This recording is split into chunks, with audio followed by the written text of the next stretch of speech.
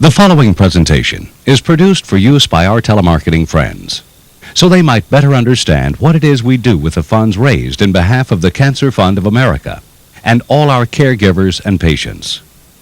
Here now is Jim Reynolds, President and Founder of the Cancer Fund of America. Hello, I'm Jim Reynolds. I'm President for the Cancer Fund of America. This is our national headquarters here, and we'd like to welcome you. Over the next few days, we're going to take you on a tour and let you meet some of the people that keep things rolling here at the Cancer Fund as we help people across the United States. This is where it all begins. This is the back part of our building. We have a 10,000 square foot warehouse.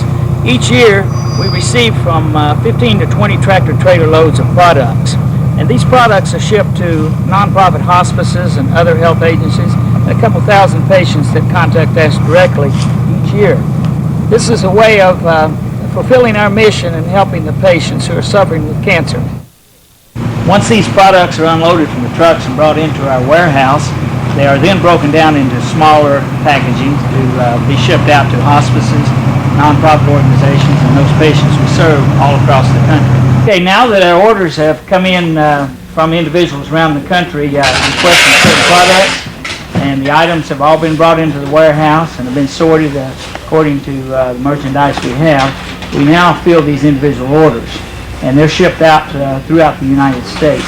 And the next step will be that UPS will be here to pick them up. Every afternoon around 3 o'clock, the UPS driver arrives here at the national headquarters of the Cancer Fund, and we load up our boxes and supplies going to the various destinations throughout the country. Once again, I would like to reemphasize that never do we charge the patient, the hospices, or any of the other healthcare providers or nonprofit organizations for any of the postage or shipping. Everything we provide for them is absolutely free of charge.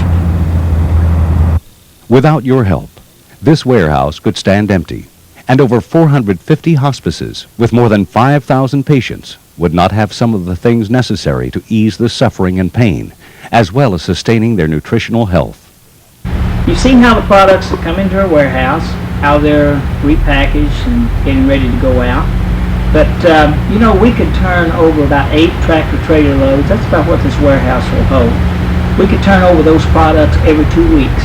That's a lot of products going to patients and hospices and other nonprofit organizations around the country. Just like everything else, it takes money. Now, we're grateful for you because you as the caller, you're raising a lot of money for us. And we always need more. I want you right now to meet an individual who's very important to our organization, who assembles all the paperwork, all the fax orders and telephone orders and all that, so that these products can be filled and shipped out. Mr. Dallas Ayers. You've seen the basic operation of a warehouse, and as these items do come and go, we are reminded of how much we are dependent upon you to provide the funds needed to procure these items. My responsibility is to procure the items and to see that they are here and to ship those out to those 400 or 500 hospices that on a needed basis that needs those items to help them with their daily operation. For this purpose, I'm certainly grateful to you. Thank you very much. Thank you, Dallas. We certainly appreciate those comments. We'd like you to meet someone now who works with the organization, helping us to get the funds in, to working with the various fundraisers and telemarketers around the country. And his title is Director of Field Relations and Director of Fundraising or Development. And Mr. Bruce O'Neill. Thank you, Jim. Part of my responsibilities, as Jim outlined, was working with the telemarketers and especially with our direct mail campaigns and trying to reach as many people as we can to get their support. It's very gratifying to see how many of you people out there have helping us and helping with our needs for the hospices and the patients. If you have any questions on how we could do things better, I would be most grateful to hear from you so we could talk about them. I want to personally thank you for making my job a lot easier and helping us to continue on our mission. Thank you. You know, behind every organization, way back in the corner somewhere, there's an individual who puts in probably more hours than any of the rest of us. And and that's our controller. He's the one that kind of keeps all the figures good together, making sure all the vendors get paid, making sure all the money is deposited and everything balances out so he can work with the auditors every year. And one of the main important things, he works with the telemarketers to make sure checks get signed and sent back out to each of y'all's boss so that y'all can draw your paycheck. And without any further, I'd like to introduce our controller, Kyle Effler. Thanks, Jim. I guess I'm known as a bean counter around here, and I have a pretty good idea of how many beans it takes to fulfill our mission. And I know how important the different fundraising groups are to help us fulfill the mission so that we may help the indigent cancer patients who, in many cases, have nowhere else to turn to for help. Kind of bringing all this to a close, you know, the last couple of days have been kind of fun for me as I've had opportunities to talk to you and tell you about our organization. And I guess you know by now this has not been a real professional job, but we've managed it on a very low budget, putting this tape together. But the message is pure and simple. You know, it's helping today for a brighter tomorrow. That's the whole purpose of the Cancer Fund of America, and I hope for the last couple of days, and when you see all this put together, that you too will feel a greater feeling for the work that we're doing here. We became the first organization in the country nationwide, therefore I can say that we're the oldest now, of helping patients and not doing anything to support research.